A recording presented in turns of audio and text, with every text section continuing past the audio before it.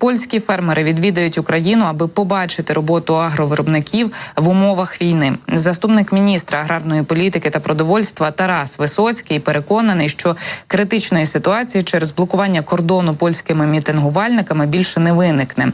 Посадовець каже, що Україна та Польща провели результативний діалог, тож ситуація не повинна повторитися. Домовленостям передувало багато роботи з усіх сторін і діалогу. Активно долучилися до нього з польськими колегами українські фермери і об'єднання українських агровиробників. У травні або на початку червня очікується візит представників польських фермерів в Україну, щоб об'єктивно оцінити, в тому числі, що таке робота в умовах повномасштабного вторгнення. Тому це дає оптимізм, що діалог не зупинився на факті розблокування кордонів. Він триває між міністерствами і між профільними асоціаціями, а якщо виникатимуть якісь застереження, то їх можна буде врегулювати на базі цього побудованого двостороннього діалогу. Польсько-український кордон вдалося розблокувати завдяки поясненням української сторони, рішенню Єврокомісії з урахуванням побажань Польщі та готовності до розмови та інтеграції між сільськогосподарськими асоціаціями обох сторін суперечки. Допомогла також пряма розмова фермерів з України та Польщі. Наприкінці березня у цій країні відбулася зустріч між міністерствами сільського господарства та сільськогосподарськими асоціаціями України в Польщі. Відбувся напружений, але результативний діалог, під час якого вдалося цифрами пояснити, що не український фермер є проблемою польського підприємця. Коли фермери-виробники могли напряму спілкуватися один з одним і показувати, що насправді відбувається, і що для українських експортерів важливим є транзит, Гданськ, а потім морем до Південно-Східної Азії, навіть до інших країн Євросоюзу. Це допомогло, кажуть українські управлінці. Потім провели ще кілька проміжних зустрічей по секторах, а потім 23 квітня, коли вдалося начебто врегулювати ситуацію, підтвердили ці напрацювання і домовилися провести повторне спільне засідання саме 7 травня. На думку українського заступника міністра, допомогло також те, що Європейська комісія врахувала побажання Польщі щодо ліберальної торгівлі Євросоюзу з Україною. За словами Висоцького, йдеться про продовження базового періоду на півроку, тобто додавання половини 2021 року до періоду 22-23 років при розрахунку середніх обсягів м'яса птиці, яєць, цукру, кукурудзи, круп вівса та меду. Це також ті товари, які Україна возить до країн Євросоюзу.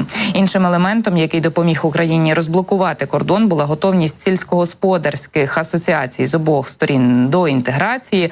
Проявом цієї готовності є позитивна відповідь 6 найбільших польських сільськогосподарських асоціацій на запрошення українських колег приїхати до України. Українська мета цієї зустрічі – нарешті розвіяти міфи про те, що українське зерно йде переважно до Європи.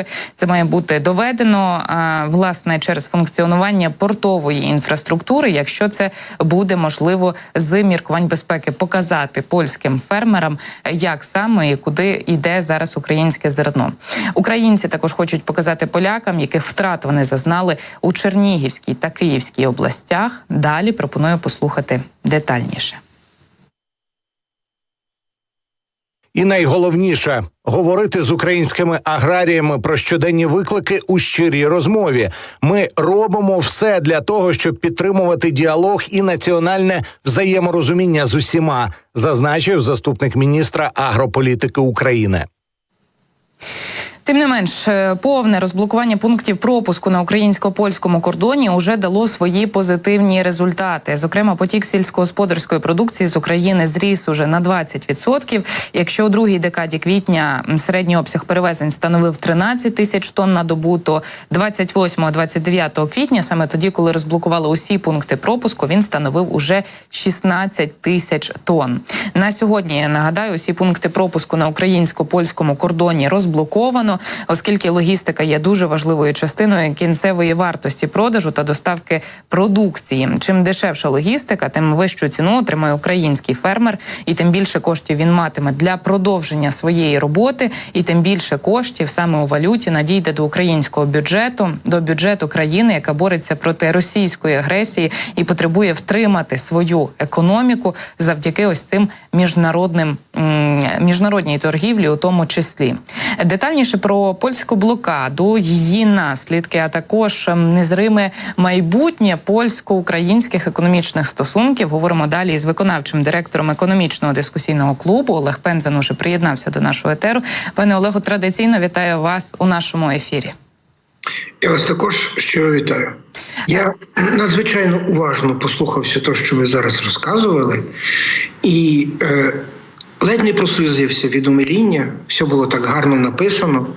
Ви так гарно все озвучили, що говорив заступник міністра сільського господарства. І ніби здається, безхмарне небо. Все ніби здається. Угу. Ми всі щасливі, водимо хороводи навколо україно-польського прапорчика. Все їде. В реальній дійсності ситуація абсолютно інакша. Знаєте, це класичний варіант, коли за гарною ширмочкою ховається величезна купа протиріч і проблем, які є на сьогоднішній момент.